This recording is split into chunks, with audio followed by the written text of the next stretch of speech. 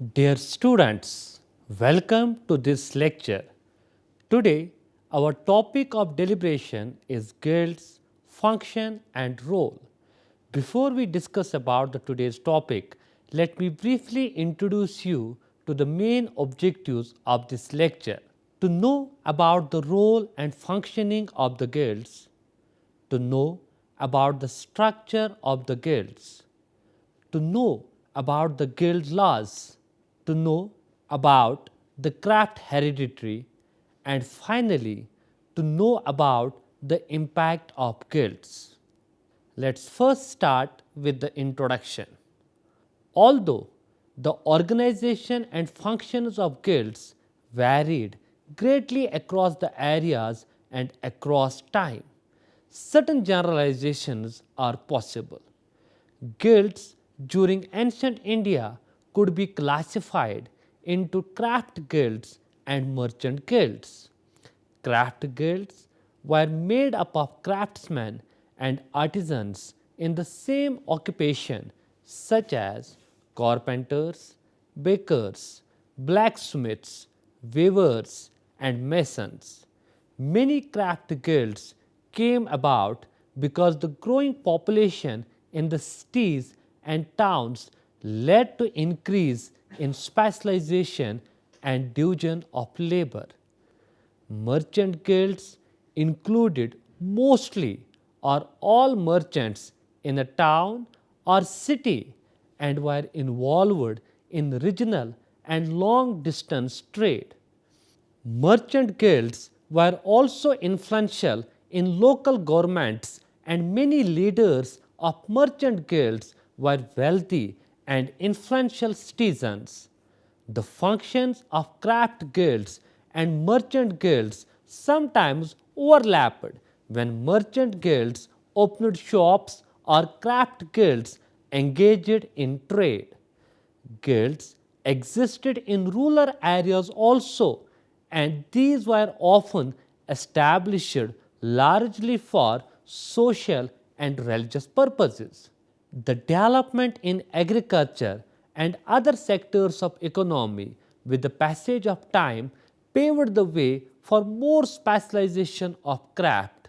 Some towns were specially known for excellence in certain crafts, for example, Mathura and Kashi for their cloth.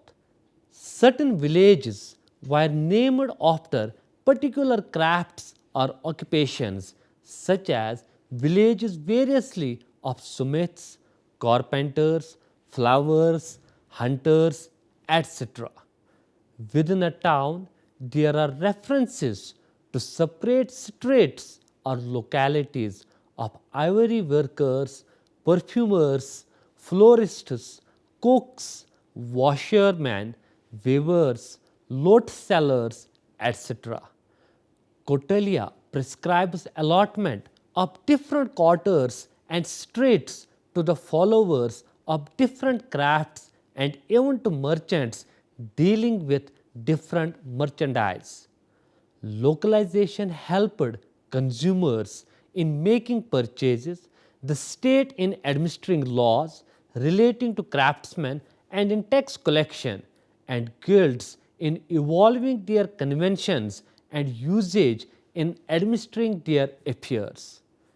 Children of people following the same craft, staying together, learned their family craft without much effort.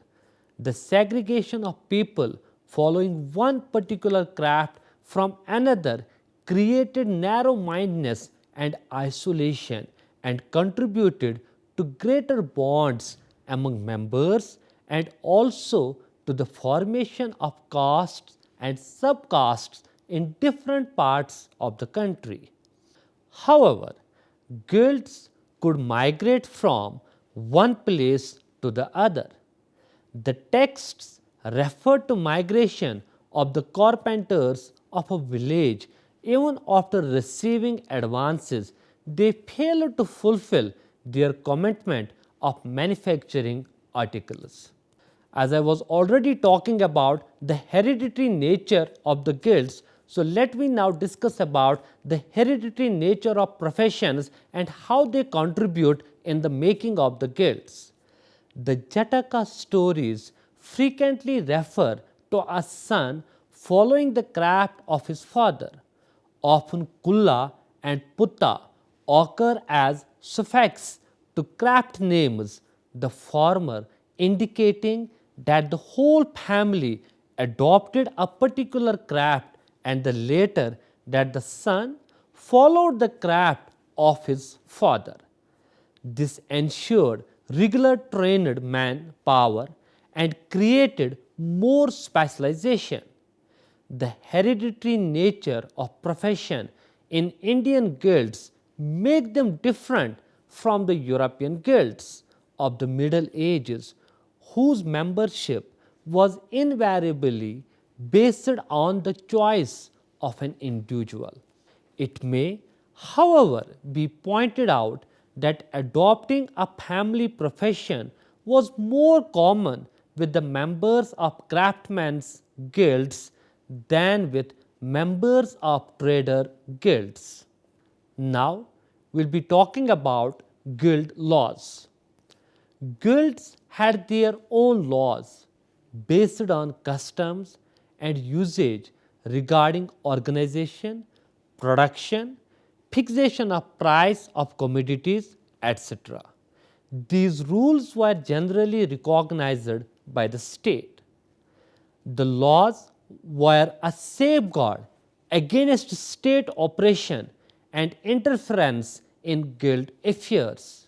The Gautama Dharma Sutra enjoins upon the king to consult guild representatives while dealing with matters concerning guilds. In Kautilya's scheme, an official in charge of accounts was to keep a record of the customs and transactions of corporations. According to him, in cooperative ventures, profits should be divided among members either equally or according to pre-agreement. Manu enjoins that a guild member who breaks an agreement must be banished from the realm by the king. According to Yajnavalkya, profits and losses were to be shared by the members in proportion. This practice assumes significance as it was in contrast to the rights and privileges enjoyed by people determined on the basis of their birth in a particular varna. According to the Mahabharata, for breach of guild laws, there was no compensation. Yajnavalkya prescribes severe punishment for one who embezzles guild property. According to him, one who does not deposit in the joint fund money obtained for the corporation was to pay 11 times the sum by way of penalty. The guild rules helped in smooth functioning of the guilds and in creating greater bonds of unity among guild members. In course of time, the stats of the guild laws underwent change. In the Gautama Dharma Sutra and Manu Smriti, guild laws appear as moral codes, but in the Yajnavalkya Smriti, they are treated almost unbreakable. And as already discussed in the previous lecture, that from the post-Mauryan period onwards, because of the political instability and greater role of the guilds, they had become more powerful. That's why the law books of the period advises the king not only to pay respect but to obey these guilds, which speak about a greater role and functioning of the guilds. We also come across the system of apprenticeship by which the young trainees were attached to master craftsmen in various guilds. Yajnavalkya was the first to refer to industrial apprenticeship. However, the subject has been treated later elaborately by Narda. The parents or guardians of the pupil entered into an agreement as regards the duration of apprenticeship beforehand, and this was adhered to. Epigraphic evidences show that both Gomtika, the sculptor of the Prakham Yaksha, and Naka, who manufactured the statue of Yakshini, Lavya, were disciples of Kunika, though it was natural for the pupil to follow the style of his preceptor, yet one with an innovative mind could introduce new trends. In ancient India, the credit of successful training of craftsmen, so vital for the development of arts and crafts, goes largely to the guilds. Now, we'll be talking about guild structure. The guild was a compact organization. It had three components: the General Assembly, the executive officers, and the alderman, each with its well defined sphere of jurisdiction and so placed as not to determine or create hurdles in the functioning of the other. So, let me first talk about the General Assembly. No information is available in the text of the period under review about such formalities as undergoing an ordeal or securing a guarantee of good character or written agreement, which find mention in the Brahaspati Samhita, which is a 6th century AD text for admission in the guild.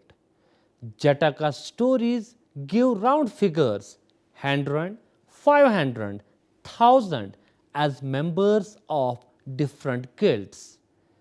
There is a reference to 1000 carpenters of a locality, Varanasi, under two heads.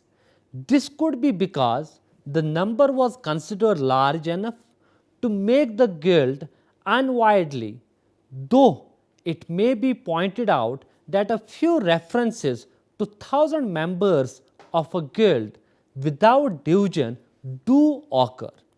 But more likely, it was due to bickering within the guild, a reference to the Buddha's bringing about reconciliation between quarreling guild chiefs and the state appointing Bandagarika for settling guild disputes indicate that bickering within guilds would not have been infrequent.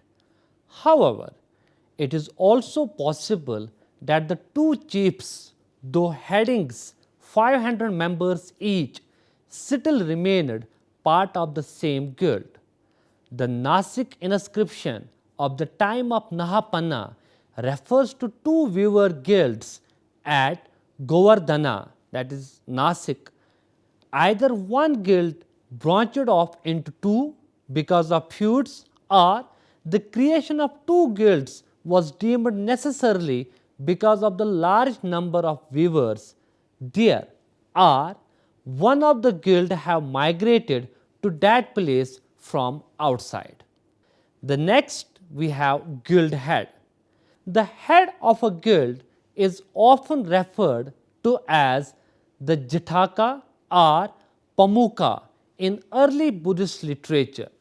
Often he is referred to after the occupation followed by the guild of which he was the head. For example, the head of garland makers, head of carpenters guild, etc.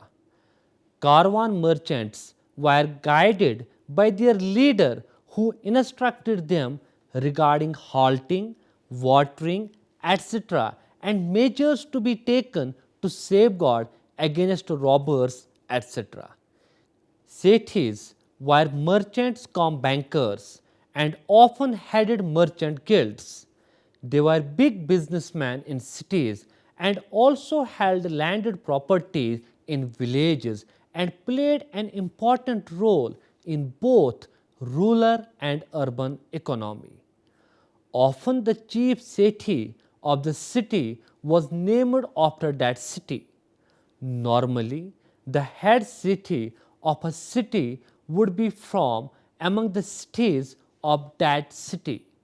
But curiously, there is an instance of appointment to that office of one not only from outside the town but also outside the kingdom.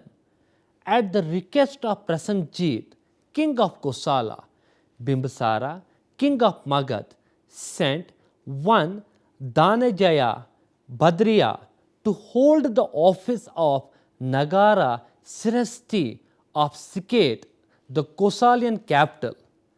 Cities are often referred to as present in the king's court mainly for protecting interest of their guilds. The mention of City Thana, office of the city, may indicate that he also held an office in king's court. As pointed out by Fick in Jataka's stories, he is referred to as taking leave of the king before journey or as seeking permission for resigning the office or for turning an ascetic or for distributing his wealth in charity. A Jataka text mentions a city as a king's favorite. There are frequent references to the great wealth of the Sethis. They were present in all important royal ceremonies and events of the state and were consulted by the king. The guild head could punish a guilty member even to the extent of excommunication, and the king approved it if he found that the punishment had been justly meted out. Ancient texts do not specify whether the office of the head of a guild was elective or hereditary. There are references to a mariner and a sitha being succeeded by their sons. A headsmith was succeeded by his son-in-law as also a sethi. It appears that normally headship of a guild went to the eldest son, and in the absence of a son to some close relation, provided that the person to succeed was himself an expert in the trade or craft, and the guild assembly as a routine would confirm such successions. Succession is mentioned only after the death of the head and not in his lifetime, which would suggest that the head remains in office lifelong. This is also supported by the evidence of two Damodarpura copper plate inscriptions of the 5th century AD taken together. It shows that one Ribupala held the office of Nagara Sirasti for almost half a century. Next, we have the executive officers. To assist the guild head and to look after the day-to-day business of the guild, executive officers came to be appointed. The earliest reference to executive officers is met with in the Yajnavalkya Simriti. Their number varied according to need and circumstances. Yajnavalkya says that they should be pure, free from greed, and should have the knowledge of the Vedas. The last mentioned qualification suggests the presence of Brahmanas in the executive council of these guilds. It is not specially stated whether the executive officers were elected by the assembly or were nominated by the guild head. Now let's discuss about some other aspects of the guilds. The guilds had their own offices, structures depicted on some Nigama ceilings from Rajghat, perhaps representing guild office buildings. The house in the foundation of which a Nigama ceiling was found at Beta has been identified as House of the Guild. The bottomless chamber at Vishali, in which 273 seals of the Gupta period have been found, was perhaps a refuge room of a guild office. The Harivamsa Purana refers to separate pavilions earmarked for the members of different guilds to witness wrestling sessions, each marked by banners bearing the emblem of the guild. There were checks and balances in the functioning of the guilds. The members had the right to speak in the guild assembly, but a speech that was not sensible or that created hurdles in the functioning of a guild was punishable. The heads had considerable power over guild members, but they had to work within the framework of the usage and customs of the guild. Wrongdoings of guild rules made them liable to punishment at the hands of the General Assembly. The reference in a Jataka story to a guild head offering the hand of his daughter to the bridegroom before the guild assembly indicates his regard for that body. A member harassed by a headman could seek redressal from king. Now, let's talk about the functions of the guilds. The guilds remained almost autonomous in their internal organization. These laws were generally drafted by a large body, the corporation of guilds, of which each guild was a member. The corporation elected a certain number of advisors and they were its main functionaries. Guilds also served as local banks and trustees of religious endowments. People kept deposit of money with guilds with a promise that the interest accrued from there was to be devoted to specific purposes every year so long as the sun and the moon endure. The guilds fixed rules of work, quality, price, and distribution of finished products. Goods manufactured in the country were stamped at the places of manufacture. The imported ones were stamped at the toll gates. Any fraudulency with regard to weighing and measuring a commodity was severely punished by the state. Similarly, gaining of more than the specified profit was considered a punishable offense. Business community of this period had a highly developed sense of business administration. A passage in Digha Nikaya states, "The wise and the moral man shines like a fire on a hilltop, making money like the bee, which does not hurt the flowers. Such a man makes his pile as an anthill gradually. The man growing wealth thus can help his family and firmly bond his friends to himself. He should divide his money into 4 parts. On one part he should live, with 2 expand his business, and the 4th he should save for the rainy days."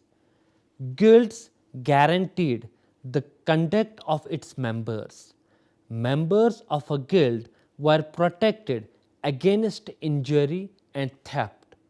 If a craftsman was hurt, the person responsible was put to death.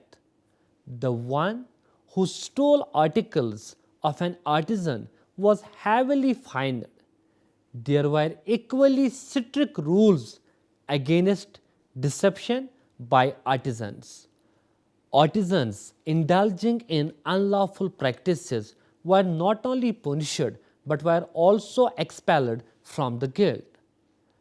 A guild had the force of law for its members, and this law or code of conduct was known as Shirni Dharma. A guild had power not only over the economy but also over the social lives of its members. It acted as the guardian of their widows, orphans, as their insurance against sickness. They acted as the centers of technical education. Knowledge of mining, metallurgy, weaving, dyeing, and carpentry was maintained and improved by the relevant guilds.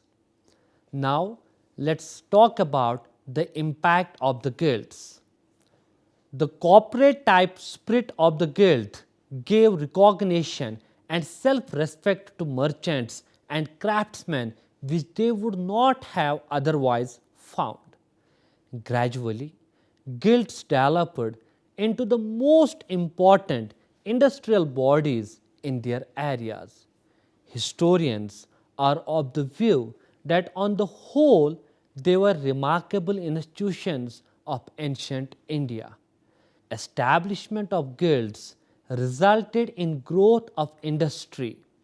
Membership of a guild provided status and security to an artisan. Guild heads, Shresthanis, emerged as a class of highly respected people who controlled and financed trade on individual or partnership basis. These Shresthanis, while working as a joint stock company, contributed money and commodities to business. Growth of guilds led to expansion of towns.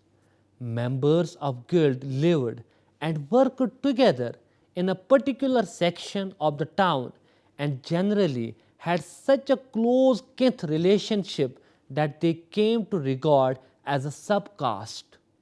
In most cases, sons followed the same profession as the father, so the hereditary principle was adhered to. The guilds had a good supply of artisans. The children of a caste or subcaste followed same trade, and this led to achievement of perfection. Thus, guilds had a regular number through generations. The growing trade of the ages led to the rise of a strong mercantile. The state created infrastructure to facilitate growth of business. New trade routes were opened for domestic and foreign business. The main trade routes were along the Ganges river itself from Rajgraha as far as Kosambi near present day Prayagraj, and then via Ujjain to Bhuj, the chief port for overseas trade with the west, and from Kosambi up to the Ganges valley and across the Punjab to the Taxila, the outlet for the overland western trade. Eastwards, the trade went through the Ganges delta to the coast of northern Burma and south along the east coast of India. To conclude, we can say the guilds in this way were responsible for organizing traders and craftsmen. The principles of management which we generally attribute to the Western management thinkers were already practiced in ancient Indian guilds. Guilds worked on the concept of hierarchy, organization, division of labor, specialization, quality control, rules and regulations, labor welfare, proper distribution system, advertisement, etc. They were perhaps the first powerful democratic business institutions of the world. They organized the resources of production, gave employment to many, and provided quality consumers. They protected the rights and welfare of workers and maintained and developed the skill of artisans. Guilds led to the expansion of domestic and foreign trade. This gave a boost to the economy and brought about prosperity of the people. Through payment of taxes, these guilds facilitated governments in creating infrastructures. Historians are of the view that the guild in ancient India was not merely the means for development of arts and crafts through autonomy and freedom accorded to it by the law of the land. It became a center of strength and abode of liberal culture and progress, which made it a power and ornament of the society. This is a matter of great pride that these ancient Indian corporate legal entities were much ahead of times and may have worked as model for present day corporate bodies. The kind of economic growth and development that we witnessed during the ancient period could not have been possible without the active role of these organizations.